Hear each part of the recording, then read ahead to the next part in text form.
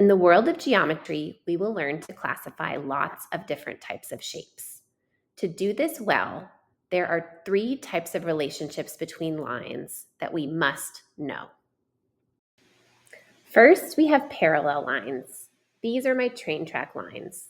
Parallel lines run side by side forever without touching. They don't have to be the same length, but they must remain the same distance apart from each other so that they never intersect. Next, we have perpendicular lines. Perpendicular lines are 2 lines that intersect to form a 90-degree angle, or a right angle. And the third type of relationship between lines is called intersecting lines. This just means that the 2 lines cross each other. Maybe they cross each other to form a right angle, or maybe they cross each other to form an acute angle and an obtuse angle. It doesn't matter. It just means any 2 lines that intersect. To help keep this vocabulary straight, we're going to play a quick game of Simon Says. Now remember, Simon is going to ask you to show me different types of lines with your arms. But if Simon doesn't say, you stay still. Simon says, show me perpendicular lines. If your arms are showing me 2 lines at a right angle, nice job. Simon says, show me intersecting lines. Are your arms crossing at any angle? That's intersecting lines. Simon says, show me parallel lines. Your arms should be running side by side like train tracks, but not intersecting. Simon says, show me perpendicular lines. I should see those right angles again. Show me parallel lines. Oh, Simon didn't say. But if your arms are straight up and down like train tracks without intersecting, you have mastered this vocabulary. Do you want to see a cool trick to help you remember the difference between parallel lines and perpendicular lines? Both of these words start with the letter P, and they're also pretty long, which means they're easy to get mixed up. Look at the word parallel. Somewhere in this word, do you see a set of parallel lines? If you pointed to the 2 L's, you're right. Use this trick to help you keep parallel and perpendicular from getting mixed up. Are you ready to explore parallel and perpendicular lines in some real live shapes? For these examples, you might need a couple different colored markers or colored pencils or crayons. But to get started, let's label each of these pairs of lines as either parallel, perpendicular, or intersecting. Starting with my first example, what type of lines do we see here?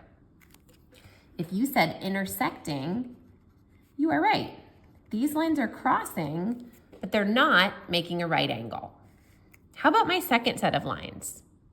If you said parallel, nice job. These lines are running side by side, and they could go on forever, and they will never cross. How about my third type of line right here? What do we have here? If you said perpendicular, you're right. These lines are crossing to form a perfect 90-degree angle. Nice job. Okay, in example 2, we're gonna label each shape as having either parallel lines, perpendicular lines. This is where it gets tricky though, because we might say both, or we might say neither. So first, let's go on a hunt for right angles. Let's see if we can find any shapes here that have right angles. What do you see? Well, I see that the rectangle has right angles. No right angles in my trapezoid. No right angles in my pentagon. But this triangle has a right angle right here. Next, let's look for parallel lines. I'm going to shade any parallel lines that I see with the color green real quick. In my rectangle, I see at least one set of parallel lines across from each other. In my trapezoid, I see that the top and the bottom are parallel. When I look at my pentagon, I don't see any lines that run side by side.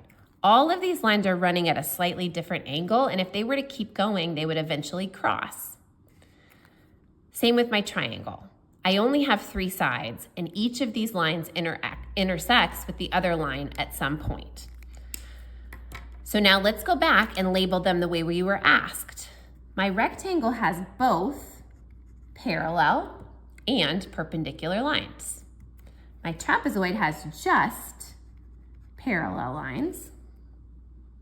My pentagon has neither. And my triangle has just perpendicular lines. Are you ready for the fun one? We're gonna need a lot of different colors for this one because we're gonna shade each set of parallel lines in a different color. Some shapes will have multiple sets of parallel sides. Let's start with this weird shape right here. Now, I'm sure right away you see that the sides are parallel, right? Those definitely look like train tracks.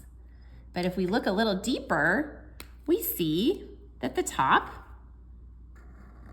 and the bottom are parallel. What about these other two sides? Are they parallel? Sometimes it's easy to get parallel mixed up with congruent, which means that they're the same size. They are the same size, but they are not running in the same direction. In my next set shape, the top and the bottom look like they're running at a slightly different angle. But this side is running parallel to this side.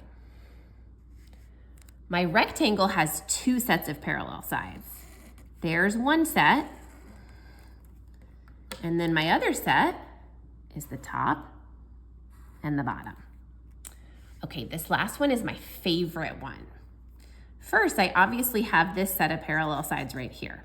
This side is running parallel to this side. But now, if you turn it a little bit, what do you notice? Get it centered. Here and here. Is that another set of parallel sides? Yeah, those sides are parallel. And if I grab another color, I can see that this side and this side are running at the same angle. They are parallel as well. So this weird shape has 3 sets of parallel sides. Want the worksheet I'm using in this video? Click on the link below and get the full packet, including partner practice, 3 pages of independent practice, a challenge page for your early finishers, and an exit quiz. Thank you for watching and happy teaching.